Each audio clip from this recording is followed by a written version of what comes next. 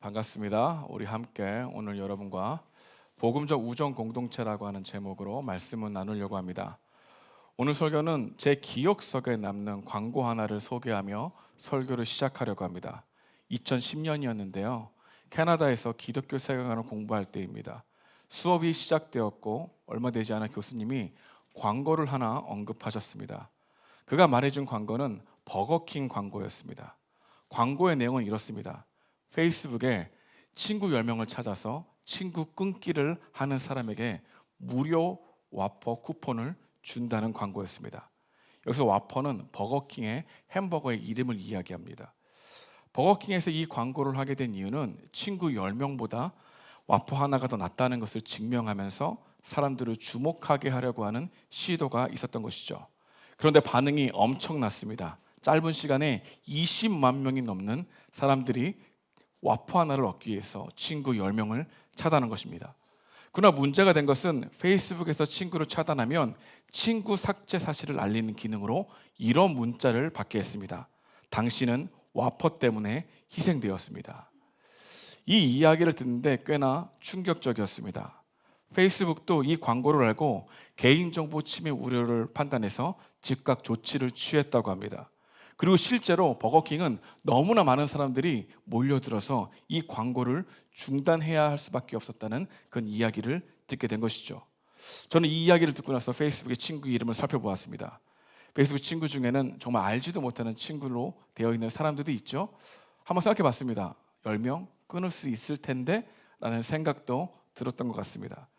그러나 이 광고의 성공은 우리 문화에서 이 우정이라고 하는 가치가 별로 인기가 없다는 분석에 크게 공감되고 있는 그런 문제를 지적한 것에 대해서 함께 생각해 봤던 것 같습니다. 우정에 별로 관심이 없는 현상, 그게 우리 사회에 전반적으로 가지고 있는 현상이라는 거죠. 특히 남성들에게 유독 두드러지게 나타나는 현상이라고 합니다. 남성 중에 많은 분들이 결혼 이후에 나이가 들면 들수록 친구를 사귀는 것을 멈춘다는 뉴스를 본 적이 있습니다. 대부분 피상적인 관계에 멈춰 있는 경우가 많다는 것이죠. 자신의 감정과 속마음을 이야기하는 것, 그것이 굉장히 중요한데 그게 별로 중요하지 않게 된다는 것입니다. 반면에 이 젊은 사람들은 우정과 공동체에 대한 깊은 관심을 가지고 있는 것처럼 보입니다. 그런데 실제로 이야기하다 보면은 그렇게 중요하게 생각하지 않는 것 같습니다. 젊은 사람들은 공동체와 우정을 원한다고 말하지만 그들에게 공동체와 우정을 세우기 위해서 책임이나 헌신을 언급하면 슬그머니 도망친다는 것이죠. 귀찮은 겁니다.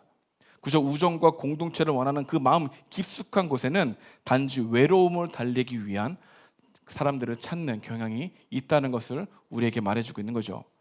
저는 이러한 현상이 교회 밖에서만 있는 것이 아니라 교회 안에서 많이 일어나는 현상이라는 것을 보게 됩니다. 개인주의가 이 만연한 세상에서 이 헌신과 섬김이라는 것이 자신의 자유를 제한한다고 생각하는 이 잘못된 문화 내러티브가 우리 안에 있기 때문에 우리는 실제로 우정과 공동체를 갈망하지만 매우 빈약하고 이기적인 것으로 되어버린 경우가 많다는 것이죠. 그렇다면 이런 문화 내러티브 안에 있는 우리들에게 성경은 어떻게 우정을 말하고 있을까요?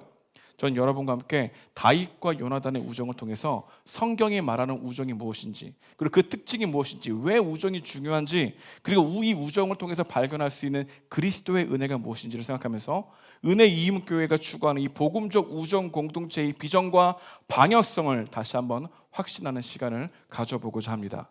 오늘 본문은 우리에게 다윗과 요나단의 우정을 보여줍니다. 그들의 우정은 어떻게 형성된 것일까요? 어떻게 그들은 만나게 되었을까요? 그들은 전쟁터에서 만났습니다. 다윗이 골리앗을 이기고 블레셋을 몰아낸 이후에 그들은 매우 친밀해졌지요. 여러분, 그러나 재미있는 것은 다윗이 전쟁터에 간 것은 골리앗과 싸우기 위해서 간 것이 아니죠.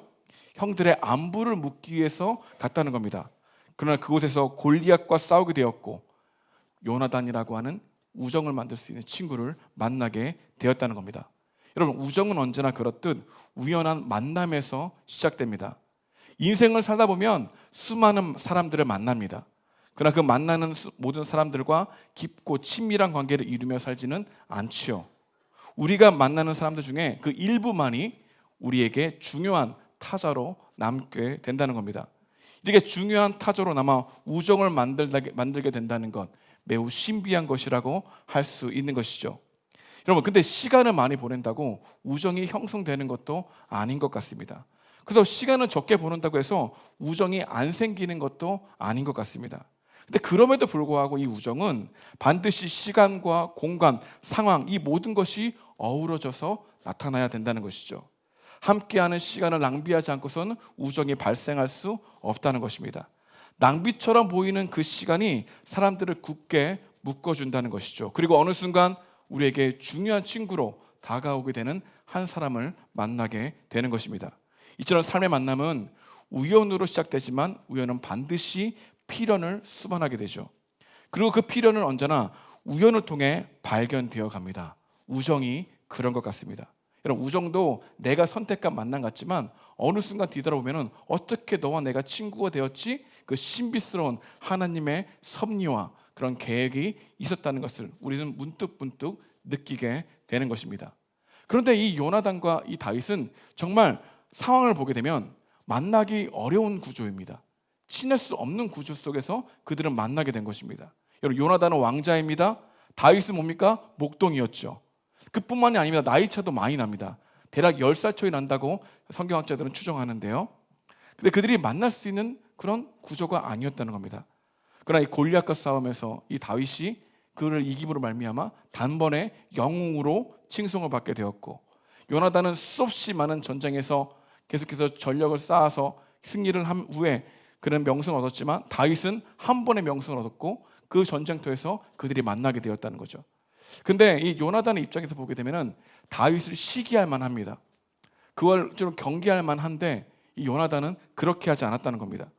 어느 순간 사람들의 입속에서 왕리의 계승자들이 다윗이 될 거야라고 하는 그런 소문들이 오르락내리락 하고 있을 때 요나단은 다윗을 바라볼 때 정말 친구로 받아들이기 어려운 상황과 구조였지만 그를 우정으로, 친구로 받아들인 이 요나단의 모습을 우리에게 말해주고 있는 것이죠.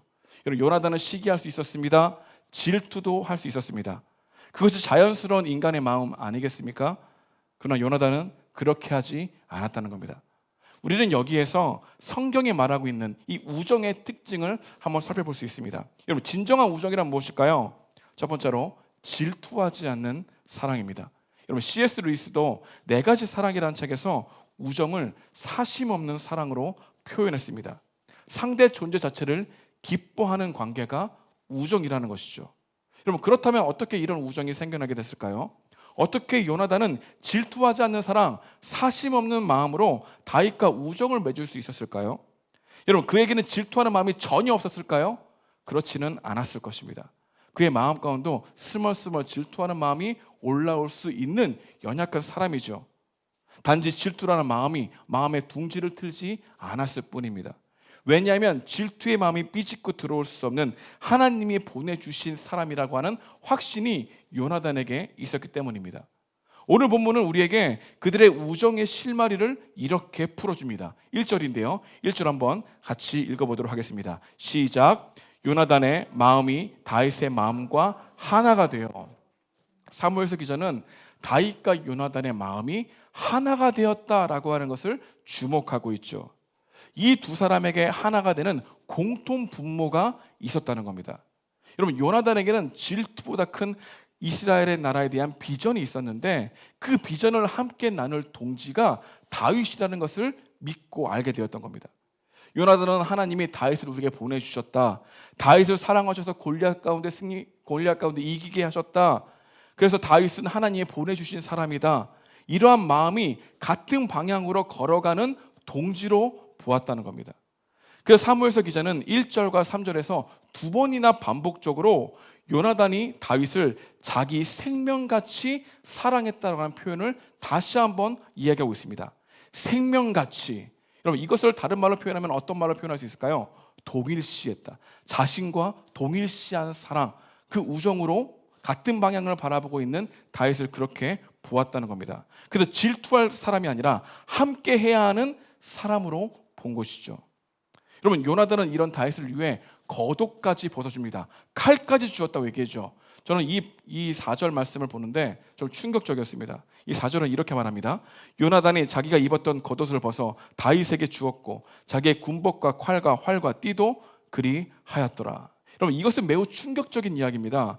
칼을 준다는 것, 여러분 상대방에게 주도권을 넘겨준다는 거죠. 여러분, 칼을 준다는 것은 취약해진다는 겁니다. 여러분, 칼을 준다는 것은 목숨을 내가 너에게 맡긴다라고 하는 의미를 가지고 있죠.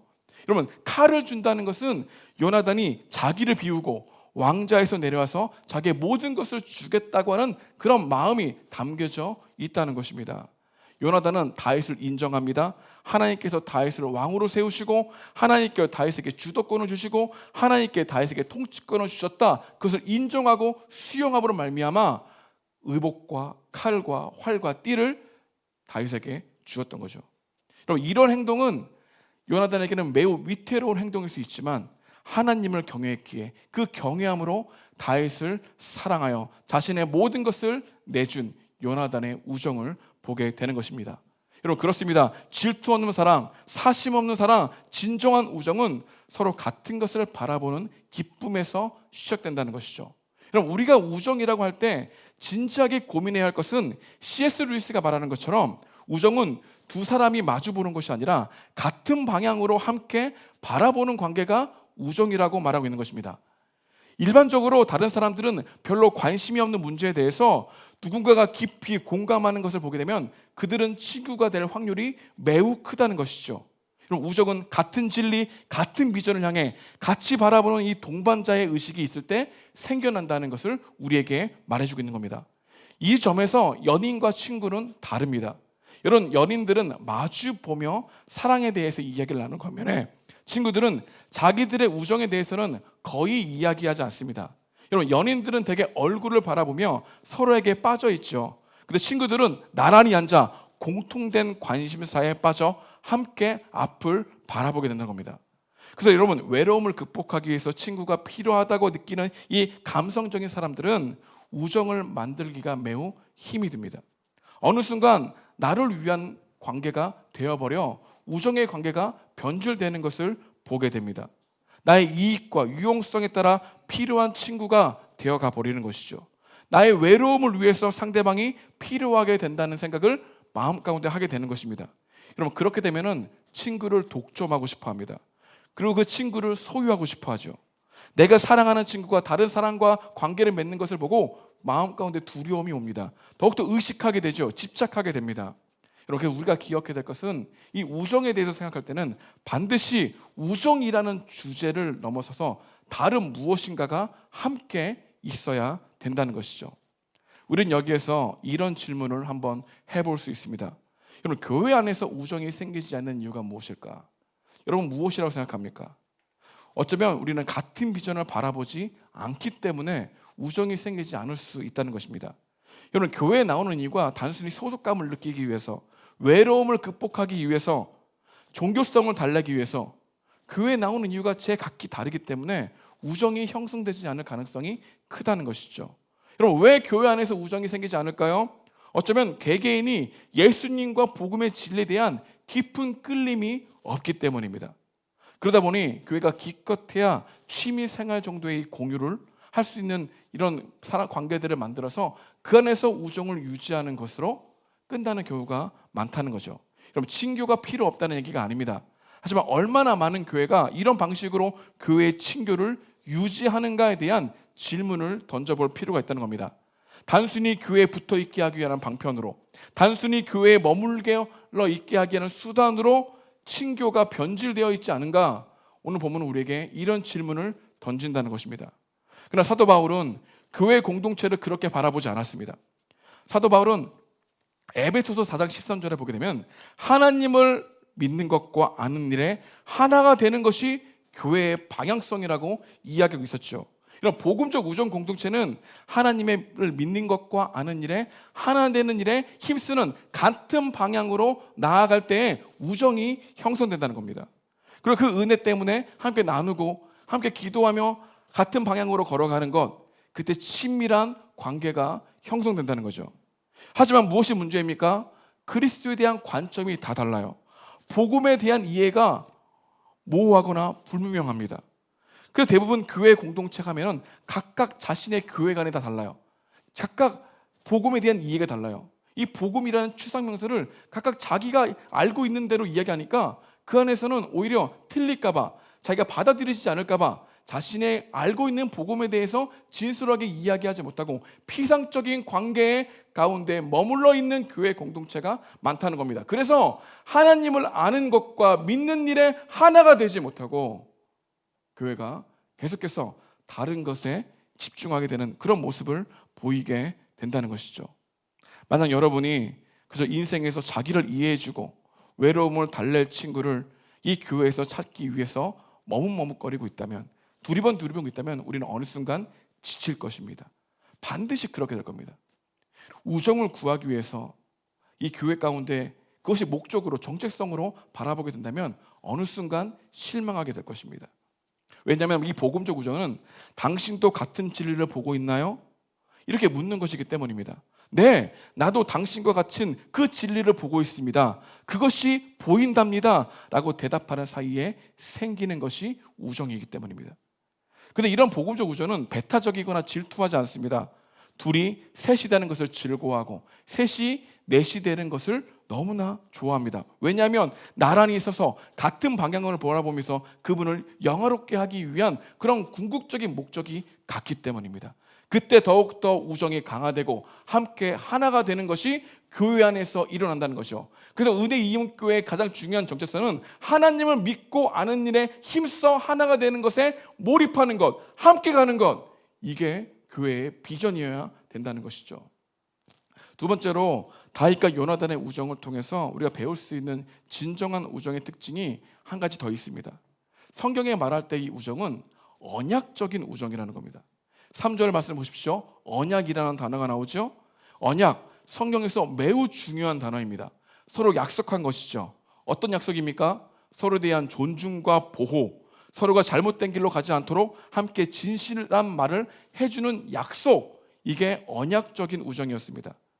여러분, 진정한 우정과 사랑은 상대를 소유하려 들지 않고 하나님 안에서 자라가도록, 연결할 수 있도록 늘 옆에서 함께 해주는 것이죠. 요나단이 다윗에게 그렇게 했다는 겁니다. 다윗의 삶을 보게 되면은 다윗이 망가질 수 있는 상황, 그 위험한 상황이 너무나 많았다는 걸 알게 됩니다. 모두 사울과 관련된 일입니다. 사울은 요나단의 아버지였죠. 그는 그때마다, 그렇게 어려움이 다윗에게 찾아올 때마다 요나단이 다윗을 지켜줍니다. 오늘 본문부터 20장 42절까지 보게 되면 사울이 다윗을 반복적으로 죽이려고 하는 기록들이 함께 펼쳐져 있습니다. 다윗의 입장에 생각해 보게 되면 매우 끔찍한 일이죠. 자신이 잘못한 것이 없는데 왕이 자신을 죽이려고 해. 다윗이야말로 사울을 적대시할 수 있지 않겠습니까? 그런데 다윗이 그렇게 하지 않았다는 겁니다. 다윗이 그렇게 하지 않을 수 있었던 이유는 바로 다윗에게는 옆에 요나단이, 그 친구가 함께 있었기 때문입니다. 그리고 요나단은 다윗이 망가지려고 할 때 그때마다 다윗 옆에 등장합니다. 그리고 다윗을 격려해 줍니다. 다윗을 사랑해 줍니다. 위로해 줍니다. 때로는 진실한 말을 해줍니다. 현실을 직시하게 하면서도 동시에 그가 하나님의 섭리와 계획을 잊지 않도록, 망가지지 않을 수 있도록 끊임없이 이야기해 줍니다. 그래서 다윗이 잘못된 길로 가지 않도록 옆에서 함께 동행하는 사람이 요나단이었다는 겁니다. 여러분, 이렇게 진정한 우정은 서로 보호하고 돌보고 존재를 받아들이는 약속에 있습니다. 여러분, 요나단이 다윗의 마음을 보호하는 것처럼 우리들도 옆에 있는 사람을 보호하려고 하는 노력들이 필요하다는 거죠. 저는 이 말이 되게 좋습니다. 넌 나의 친구야. 넌 나의 친구야. 이 말에는 언약적인 요소가 있다는 것을 기억해야 되는 것이요. 내가 너 잘못된 것을 갈 때 나는 그것을 그냥 볼 수 없어. 네가 정말로 잘못된 선택을 할 때 난 너에게 진실한 말을 해줘야 돼 라고 하는 마음으로 받아들일 수 있다는 것. 넌 나의 친구야. 여러분, 이런 말을 여러분들 해본 적이 언제입니까? 교회 공동체 안에는 이런 하나님이 말하는 이 언약적인 이 우정 안에는 넌 나의 친구야, 난 너를 보호할 의무가 있어 라고 하는 말에 대한 책임이 함께 있다는 것이죠. 그래서 잘못된 길로 가지 않도록, 자존심이 상하지 않도록 계속해서 이야기해주는 끊임없는 노력이 친구의 관계 안에 있는 언약적인 요소가 있다는 것이죠. 그래서 다윗은 요나단 때문에 이 사울에 대한 이 마음의 기형적으로 자라가지 않을 수 있도록 끊임없이 요나단은 다윗 옆에서 올바른 이야기를 해줬다는 겁니다. 저는 여러분들이 이런 친구들이 내 옆에 있는가를 한번 뒤돌아보았으면 좋겠습니다. 나의 결정이 이 잘못된 길로 갈 때 이 관계든지 결혼 생활이든지 신앙 생활이든지 재정 관계든지 해를 끼칠 수 있는 것을 누가 더 잘할까요? 여러분들보다 여러분들이 옆에 있는 그런 친구들이 훨씬 더 여러분들의 모순을 더 잘 발견합니다. 여러분들이 보지 못하는 것을 나랑 가까이 있는 친구들이 훨씬 더 잘 알게 될 가능성이 커요. 왜냐하면 우리는 우리들에게 둔하거든요. 우리들에게 매우 합리화하거든요. 그래서 우리는 굉장히 좋게 생각하는 것들을 실제적으로 객관적으로 바라볼 수 있는 것은 친구이거든요. 친구가 안 돼 라고 이야기하는 것을 들을 수 있는 사람이 겸손한 사람 아니겠습니까? 혹시 여러분들의 주위에는 이렇게 좋은 말만 해주지 않고 사랑 안에서 진리를 마주대 그 진리를 말할 때 그 사람이 정말로 아파할까 봐 전전긍긍하며 씨름하면서 조심스럽게 나에게 이야기해주는 그런 친구, 그런 우정의 관계가 있습니까? 한번 살펴보라는 겁니다. 그런 우정의 관계가 우리 가운데 없다면 우리의 우정은 실질적으로는 너와 나의 친구야, 언약적인 관계야 라고 얘기하지만 나의 외로움을 달래기 위해서 내 옆에 누군가가 없으면 불안하니까 저 사람이 나 대신에 이런 것들을 해줄 수 있는 이익과 유익이 있으니까 그것으로 사람들을 찾아가게 하는 경우가 많다는 것입니다. 하지만 여러분들은 혹시 그런 관계 싫어, 부담스러워, 나에게 좋은 말만 해주고 밥 같이 먹는 것으로 좋게 일주일간 재밌었던 일을 나누는 것 그것 이상은 하지마, 더 다가오면 부담스러워 라고 하는 정도의 관계로만 여러분들 보고 있지는 않습니까? 우리 본문은 우리에게 너희들은 정말로 진정한 성경이 말하고 있는 이 언약적인 우정과 관계를 원하고 있는가 질문하고 있다는 겁니다. 그렇다면 우리는 어떻게 이런 언약적인 우정, 이런 약속의 우정을 흉내낼 수 있을까요? 우리는 어떻게 성경이 말하는 질투하지 않는 사랑, 이러한 사심 없는 사랑을 우리가 지속적으로 계속해서 관계를 맺을 수 있을까요? 다윗에게만 주어진 특별한 우정, 요나단일까요? 우리가 더 완벽하게 노력하면 우리는 지치지 않는 관계가 될 수 있을까요? 질투하지 않고 신실한 우정으로 나아갈 수 있는 힘이 여러분들에게 있습니까? 아니라는 거죠. 여러분, 노력은 중요하지만 노력이 본질이 아니죠. 여러분, 성경에서 이렇게 완벽한 우정을 보여주는 요나단을 이야기하는 이유가 무엇일까요? 요나단을 닮아가라고 우리에게 그런 적용점을 주기 위해서 이 본문이 주어진 겁니까? 아니라는 겁니다. 오히려 이 요나단은 우리가 그렇게 할 수 없는 존재라는 삶의 간격을 보여주죠. 우리의 모순을 드러냅니다.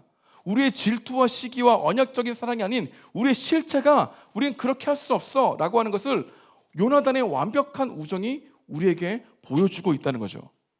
우리에게 아무리 요나단 같은 친구가 있을지라도 우리는 그런 친구에게 실망할 때가 있다는 것 여러분 모두 느끼고 있을 겁니다. 그럼 우리의 우정에는 한계가 있습니다. 우리가 말하지 않냐면 친구는 우리의 마음을 잘 알 수 없어요.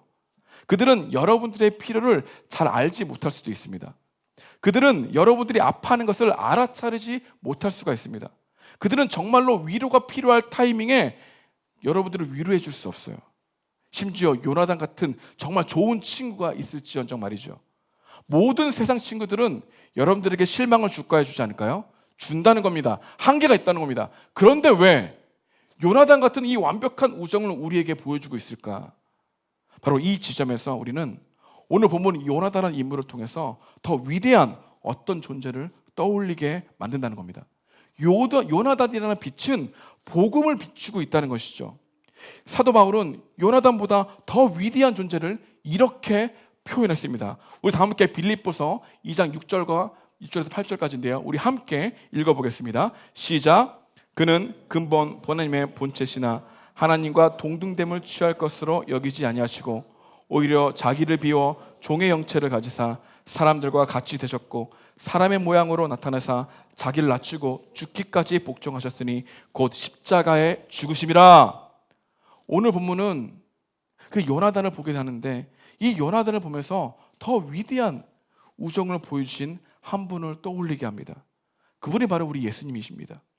그리고 그 위대한 예수님은 우리와 언약적인 우정을 너무나 맺고 싶어 한다는 사실을 우리에게 또한 알려줍니다.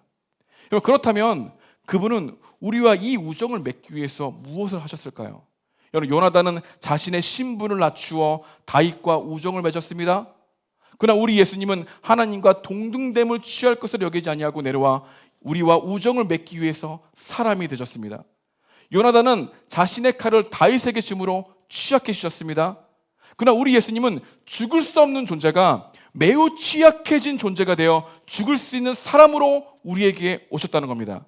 그분은 스스로 취약해지려고 하실 때 이러한 마음으로 하나님께 간구했습니다. 제가 한번 읽어드리겠습니다. 아버지, 당신의 사랑받는 아들이 저 혼자이기를 원치 않습니다. 당신의 사랑받는 아들들이 여기에 있는 자격 없는 죄인들이기를 원합니다. 이들이 하나님과 사랑의 관계가 될 수 있도록 저를 죽이소서. 제가 취약한 존재가 되겠습니다. 나의 신분을 상징하는 옷을 벗겠습니다. 나의 능력을 상징하는 칼을 내려놓겠습니다. 이렇게 말하고 있는 우리 예수님의 말을 들어야 한다는 것이죠. 그리고 마침내 우리가 하나님과 깊은 사귐의 관계로 나아가기 위해서 우리를 죄를 가지고 죽음으로 뛰어드신 그 예수님의 말로 우리의 우정의 한계를 뛰어넘어 진정한 우정이 그분으로부터 온다는 것을 믿게 하고 그분을 의지하게 만든다는 것입니다. 그래서 오늘 본문은 우리의 언약적인 우정, 질투 없는 우정과 사랑을 맺기 원하시는 하나님, 그 그리스도의 은혜를 바라보게 하는 초청장이라는 거죠. 여러분, 예수님은 우리의 우정의 본보기가 아닙니다. 실질적으로 우리와 그런 우정을 맺기 원하시는 하나님의 아들이십니다. 여러분, 이것을 믿으십니까?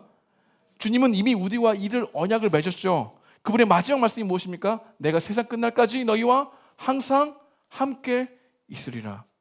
우리의 고통에 공감해 줄 뿐만 아니라 우리의 고통을 대신 짊어지시겠다고 약속하신 그 우정이 우리 가운데 있다는 겁니다. 여러분, 그분은 우리가 그분에게 등을 돌리고 배신했을 때에도 우리를 떠나지 않겠다고 약속하신 우정을 우리에게 친히 보이시는 친구라는 겁니다. 우리가 실패하고 연약하고 죄를 지어도 우리를 보호하시고 강화하시고 지탱해 주시고 바른 길로 갈 수 있도록 끊임없이 내 옆에 함께 하시는 우정을 보이시는 분, 그분이 예수님이라는 거죠. 우리가 어떻게 진정한 우정, 이 언약적인 우정을 흉내낼 수 있습니까? 내 옆에 그리스도가 나와 친밀한 우정의 관계에 있다는 것을 믿고 여기고 느낄 때 우리도 연약하지만 한계가 있지만 옆에 있는 지체를 향해서 손을 뻗을 수 있는 용기가 생기게 된다는 것이죠. 여러분, 우리가 실패하고 좌절하고 심지어 반복적으로 죄를 지어서 너덜너덜해지는 우리를 포기 아니하시고 끝까지 내 옆에서 옳은 방향으로 이끌어 가시는 그 사랑의 친구, 그 예수님이 우리 가운데 있다는 것을 요나단의 완벽한 우정을 통해서 우리가 진정으로 갈망해야 될 것이 어떤 우정과 관계인지를 오늘 본문은 우리에게 말해주고 있다는 겁니다. 그래서 여러분, 예수님과 그 친밀한 우정의 관계가 있을 때 우리는 다른 영혼에게 걸어갈 수 있죠. 친구를 맺는데 두려워하지 않을 수 있습니다. 실패에 대한 두려움, 거절에 대한 두려움, 받아들여짐에 대한 두려움, 자기 모순에 대한 두려움, 시기와 질투와 비교에 대한 것들에 대한 두려움을 넘어서서 그와 친구를 맺기로 결단할 수 있는 마음이 우리 주님으로부터 오게 된다는 거죠. 그래서 여러분, 모든 우리의 관계는 그리스도의 사랑으로부터 시작된다는 것을 믿어야 합니다. 그걸 믿지 않고서는 우리는 대부분 우리가 스스로 제어요. 저 사람이 나에게 유익한가? 저 사람이 나에게 무엇인가를 해줄 수 있는가? 저 사람에게 잘 보여야 되는데, 그런 생각으로 사람과의 관계를 바라보게 된다는 겁니다.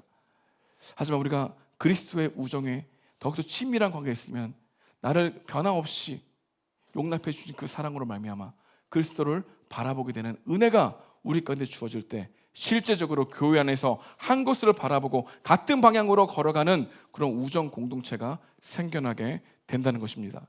예수님께로 나오십시오. 그분으로부터 오는 놀라운 사랑과 은혜의 언약의 약속이 여러분 가운데 주어질 것입니다. 이 말씀으로 말미암아 우리 성찬으로 나아가기 원하는데요.